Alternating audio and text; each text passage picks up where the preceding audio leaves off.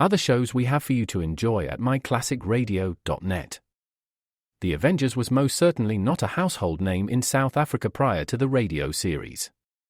With no national television service until 1976, the mechanism simply was not present in the country to show television programs to mass audiences. While many other countries reveled in the filmed adventures of John Steed and Company, South Africa was not equipped to join in the fun. The series took Britain by storm and made a major impression in the American markets, being that greatest of rarities, a British series given a network transmission slot. However, as a filmed series, rather than a videotaped one, The Avengers was able to gain a modicum of exposure in South Africa through film rentals. Come and listen at myclassicradio.net. Other shows we have for you to enjoy at myclassicradio.net. The Black Museum was a 1951 radio crime drama program independently produced by Harry Alan Towers and based on real-life cases from the files of Scotland Yard's Black Museum. Ira Marion was the scriptwriter, and music for the series was composed and conducted by Sidney Torch. Although often mistakenly cited as being produced for the BBC, the series was produced and syndicated commercially by Towers throughout the English-speaking world. Come and listen at myclassicradio.net.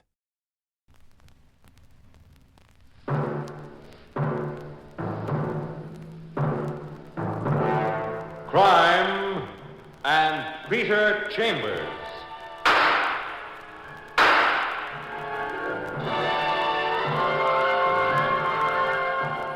Created by Henry Kane, transcribed and starring Dane Clark.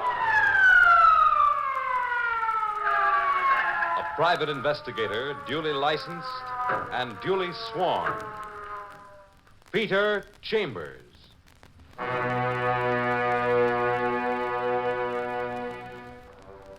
You're a private eye. That's your business. Anything else? That's for laughs. It's one of those dark brown nights, dirty with rain. You're home and you're doing calisthenics with a scotch bottle. It isn't so much that you enjoy a drink, but after all, you're a private eye. You might get waved out of the league if you didn't keep in practice. You're contemplating a warm shower and an early go to bed when...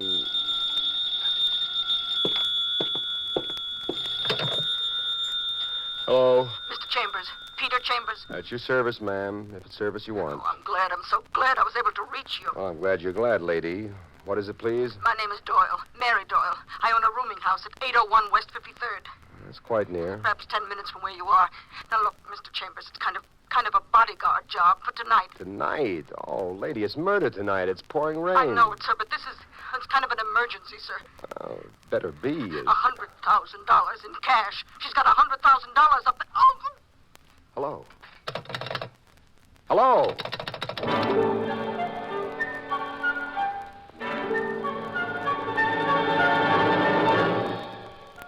A fine night to be making a house call, but emergency, the lady said, and it certainly sounded like the emergency had bust wide open. So, you're fighting the rain, making tracks for a rooming house at 801 West 53rd. And then you're there.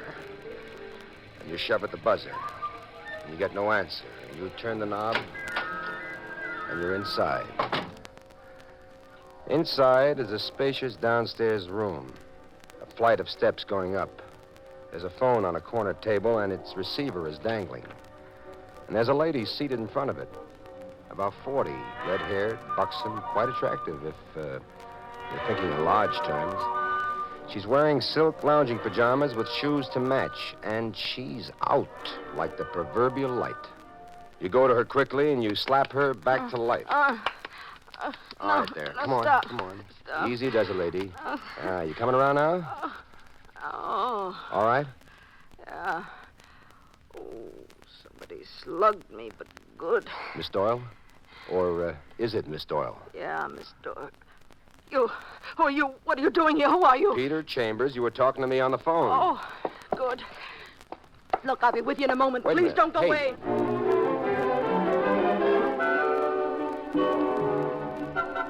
Here's a new gimmick.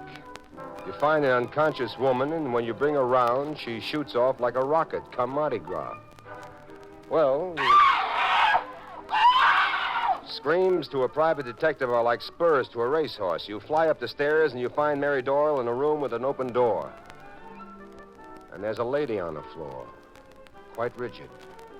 And near her, a small instrument of large consequence, a nickel-plated revolver.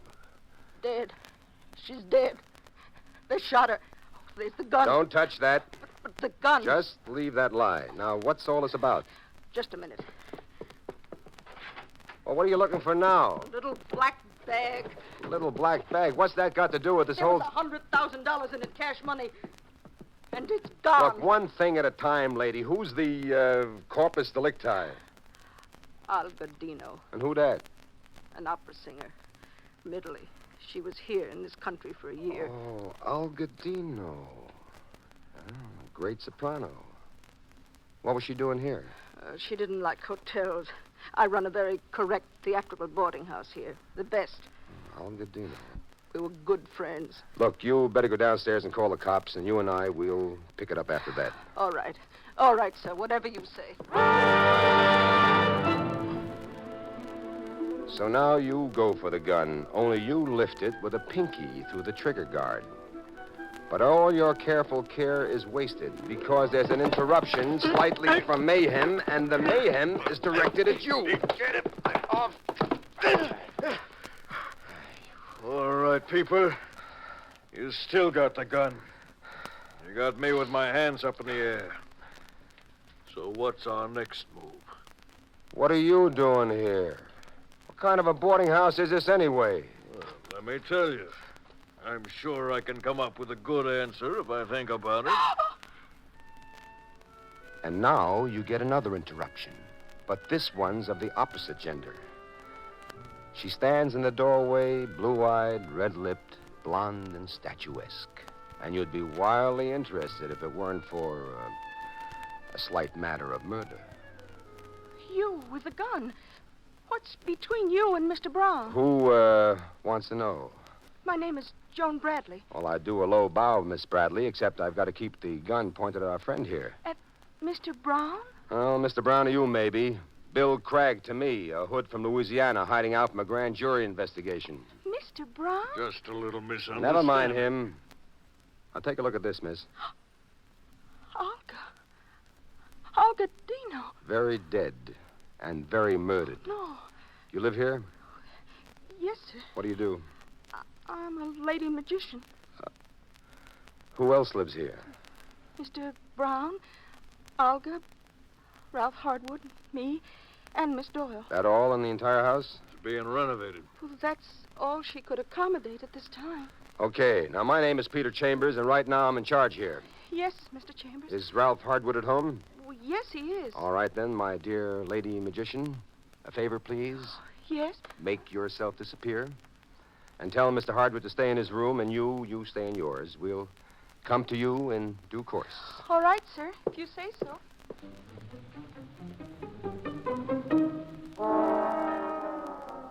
And now you're alone again with a corpse and Mr. Bill Cragg sporting around under the name of Brown in a theatrical boarding house in New York. Bill Cragg, tall, rugged, shrewd, and rotten as a wormy apple. Any questions, people? Oh, a lot of them, pal. Well, as you know, I'm hiding out from a little heat in New Orleans. So I'm here as Bill Brown, retired actor. That's a crime? I don't know. Maybe it ain't. But what's with jumping me and tussling for that gun? Simple. It's my gun. Hey, that's a pretty frantic admission for a wise guy. That figures to be the heater that deheated Our Lady here. I got the same figure. So? It's my gun, period. Took a look at my suitcase a couple of minutes ago. My gun was lifted. And I'm coming down past this open door, see the dead dame, see you with a gun, and it begins to add.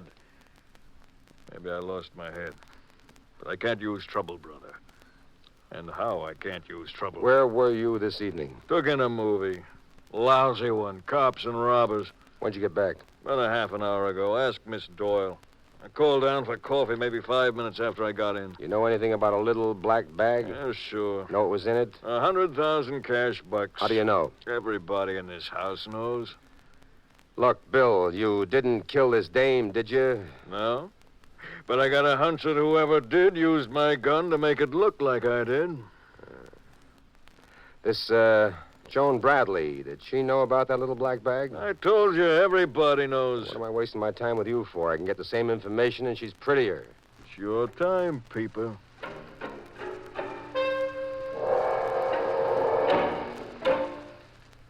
You get Bill Cragg back to his room, admonish him that a run-out powder would be a clean admission of guilt, and then you mosey along to Miss Joan Bradley, who keeps growing on you by leaps and bounds. Come in, Mr. Chambers. Make yourself at home. Hey, you're awfully pretty. I wish I had the time. Oh, so do I. Really? Well, you're sort of pretty yourself. Well, let's make a date then. For when? As soon as this thing is over. You twisted my arm, Mr. Chambers. I sort of like the way you twist arms. Okay, then. Let's get back to cases. What's with the little black bag? Oh, well, we were talking about it at dinner today, all of us. Where? Here, downstairs. Miss Doyle was serving. All right. Let's have it, huh? Well, it begins with Olga Dino. Fine, sweet woman. About how old? Oh, about 45. She had $100,000 in a vault, and tomorrow morning at 9, she was taking the ship to return to Italy. They were going to be married on board ship. They? Who's the, they? Olga and Ralph Hardwood. Same guy that lives here? Yeah, they met here. Young English actor. So? So, she drew the money out of the vault today. She was taking it with her, and she had it in that little black bag. Everybody in the house knew about it? Oh, that was Olga, sweet and trusting. That was the way she was. Never had a bad word for anybody, never a bad thought. She felt that the money was just as safe here as in the bank vault, but Mary, Miss Doyle, kept after her all day. Kept after her how? Well, Mary Doyle insisted that Olga hire somebody, sort of a custodian, bodyguard, somebody properly trained and equipped to act as custodian until tomorrow morning when they got to the ship. She kept after her all day. And by nighttime, she probably convinced her. Meaning what? Meaning me. I don't understand. It'll be explained to you. There'll be lots of cops here shortly. Uh-huh. Pete Chambers, come on down here.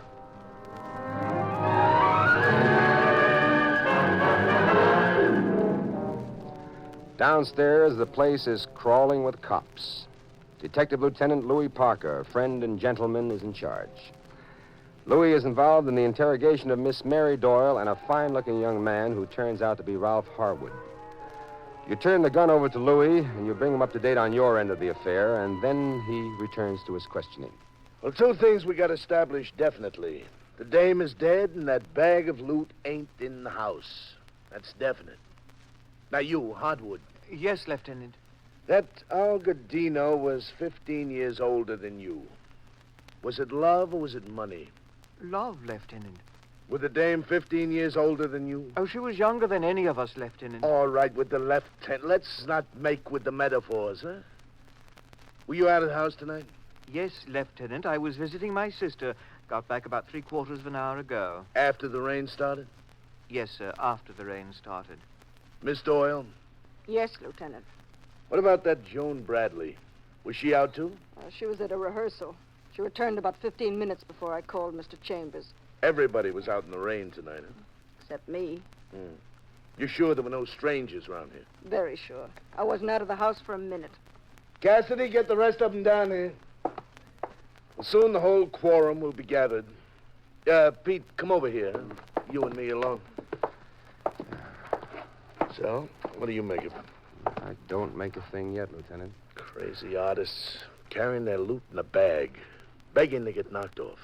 It figures that Bill Craig's gun was a weapon. Oh, I'm sure of that. 3 bullets out of the gun, 3 in the dame, but he's already produced a license for it, so don't give us no office to hold him. Yet. You think he'd kill for 100 G's? You know, he's pretty much of a big shot. Never tell with them. Any of them. Well, how do you make it? Well, the facts we've got, Mary Doyle is calling you. But somebody doesn't want a bodyguard around. So she gets conked on the cranium, put out of commission, and that Olga gets knocked off and the bag of loot is stolen. Gets taken out of the house. Our murderer returns before Miss Doyle recovers consciousness, joins the rest of the boys and the girls. Yep. Then you show up and the deal busts wide open. There's the rest of them. Yeah. Let me go and make a speech. Speech away, Lieutenant. Well, all right, ladies and gentlemen, I'm going downtown to the lab to see what the science boys may have dug out for me, but my cops stay here. Is that understood? Yeah, sure. Sure. Yes, Lieutenant. All right, nobody leaves. It's clear? What about me, Lieutenant?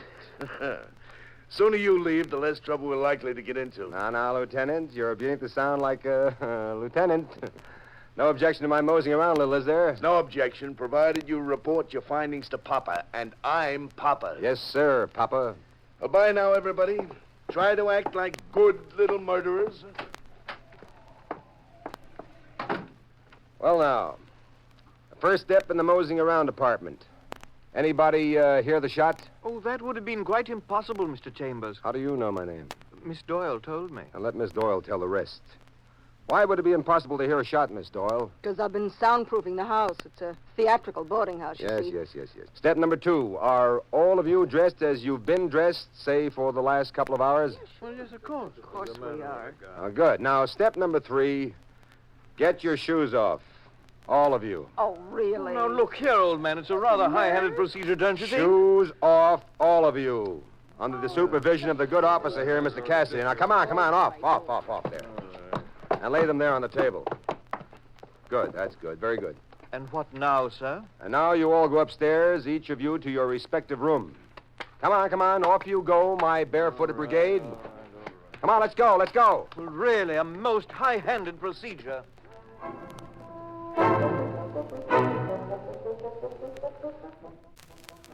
And so, under the rather astonished eyes of Parker's policemen, you do the old Sherlock. You examine the shoes. You feel them, you touch them, you bend them, and you put them back. Then you wriggle into your raincoat and you wave goodbye to the taciturn gentlemen of the law. See you around, fellas. And remember the lieutenant's orders. Nobody comes, nobody goes, except me. And now you're walking in the rain, trying to think. An idea is beginning to glimmer in your mind, and you're waiting for it to catch fire. Then a block away, you see a subway station. And the fire in your head has started. You jog down the subway steps. But you're not going anywhere. You've got no train to catch. And downstairs, you see an object of interest. A tall section of public lockers. You go near and insert your dime. But you don't check a thing. Then you prance up the stairs and you make for the nearest tavern and a couple of drinks, but this time they have a purpose to ward off pneumonia because you're wet through and through. And then you're back in the boarding house and you're greeted. Well, the return of Sherlock Holmes. Parker's got them all downstairs again, but none of them are wearing their shoes yet. My orders. Look, my dear friend, I like my murder suspects wearing shoes, if it's all right with you. It's not all right with me. Not yet, Lieutenant. Boy, when a private eye goes nuts, it's a matter for the paddy wagon. Look, I'm just trying to put 2 and 2 together, Lute. You certainly got a crazy way of adding, boy. I'm attempting to produce the murder of Algodino. Well, produce away, detective. Pray, don't let me interrupt. Well, sir, first off, we've got motive. 100,000 motives, all green, and all stuffed into a little black bag. Right. Also, we've got a small but select group. Granted. So when do we produce a murder? Gently, Lieutenant, gently. Come here. Dig these shoes. Jay, I'm a hipster. I dig these shoes. The most. Notice? They're all damp. What did you expect them to be? Dry? It's pouring out, remember? Contain yourself, Lieutenant. I am contained. All right, let's get back to the beginning. Mary Doyle called me on the phone. Purpose? To protect Algodino's little black bag. Yeah, and the killer heard her and had to act fast. He slugged her, then knocked off the opera singer, then clipped the bag all before you got here. How long did it take? About 10 minutes. Okay, so what's with the damp shoes? Joan Bradley's figured to be damp. And mine, didn't they? Didn't mine? Why don't you No. He's right, Lieutenant. His figured to be damp, too. And so did Bill Cragg's. They were all out in the rain. But not Mary Doyle. What? You weren't out of the house. Were you, Miss Doyle? That's what you told the lieutenant, remember? Not for a minute, not you. What are you trying to say? I'm asking you to explain why were your shoes wet? Now, look, you. You're not going to push me around with your smart aleck private cop politics. Maybe the shoes are wet. So what? I got a leaky pipe in the kitchen. The floor is damp. Oh, that's a hot one. Explanations for wet shoes. Look, your brother. shoes are wet from the rain. That's a lie. Were you out in the rain, Miss Doyle? Absolutely not. Oh, yes, she was. Can you prove it, Pete? Certainly I can prove it. But she's the one that called you. The one who was most worried about that opera singer and her loot. Strictly a cover-up, Lieutenant. Let me do it right side up for you. First, she knocked off Al Gadino up there with the door closed in a soundproof room. And then she called me. Lie! Either you be good, lady, or I'm going to have to put you under restraint. Let me get you straight, Pete. According to you, she sort of conked herself on the head. You found her like that, supposed to be unconscious. And she made sure to leave the outside door unlocked so I could get in. And you got here during that 10-minute period from the time she called. That's when she got her shoesies all wet. You're going to have to prove those statements, Mr. Wise Guy, because I'm going to sue you. I'm going to drag you into court and teach you a lesson. It's about time one of you guys got a lesson. Shut up, lady. Will you please shut up? Now, wait a minute, Pete. About the shoes. She could have changed them, couldn't she? No, she couldn't. They're lounging shoes that go with her outfit. If she changed her shoes, she'd have to change the entire getup. She simply didn't have the time. Remember? 10 minutes. So she wiped the shoes as best she could, which left them damp. Yeah. She had to work fast in those 10 minutes. While you were down in the lab with your bright boys, Lieutenant, I was out in the rain figuring angles. What did you come up with? A subway station. What? There's a subway station a block from here. Downstairs, they've got a flock of those dime parcel check boxes.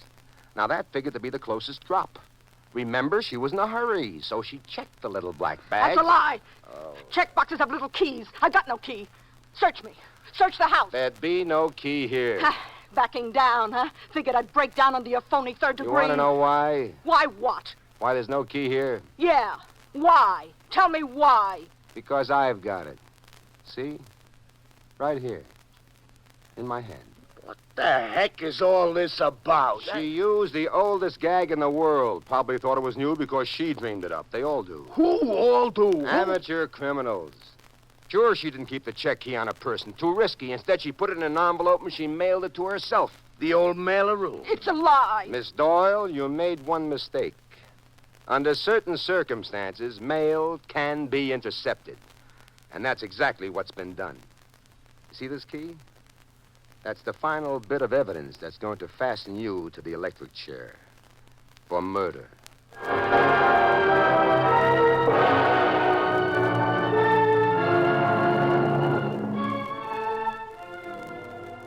The rest is easy. A bit of expert prodding from Parker, and she breaks down, and they cart her away. The police open that panel of lockers and find the little black bag. Downtown, she confesses that she mailed the check key to herself, care of an aunt in Brooklyn. And 1 hour later, you and Miss Joan Bradley are at your place, munching corned beef sandwiches and drinking beer. You've kissed her a couple of times, but you've gotten very little response. So you ask why. Because when my mind is troubled, I can't concentrate on kissing. But what's troubling you? That malarkey about intercepting the United States mail. Malarkey is precisely correct. Mary Doyle was a type who would fight back until you had her convinced. Even if they found the bag in that locker, they still have to tie it up with her. So, I had to dream up a ruse to convince her. But where'd you get the key? That wasn't the key. It was a key. But of exactly the same type, out of exactly the same group of check boxes. I went there, I paid a dime, I checked nothing, and came away with a convincer. Very good. Very good indeed. Thank you. And for all that work, not even a fee. Well, everything isn't measured in dollars, my sweet. You've got all the right answers. Come here. Your mind still troubled? No, sir. Not a trouble in the world. Can you concentrate now? Try. Find out.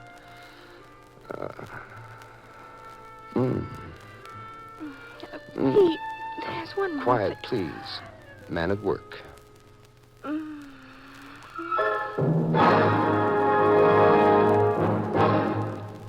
And there you've had Crime and Peter Chambers.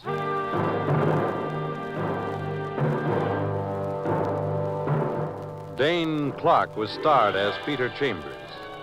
Crime and Peter Chambers Transcribed was created and written by Henry Kane. Bill Zuckert was heard as Lieutenant Parker with Bryna Rayburn and William Griffiths. It was directed by Fred Way. And this is Fred Collins inviting you to tune in next week, same time, same station, for Dane Clark in Crime and Peter Chambers.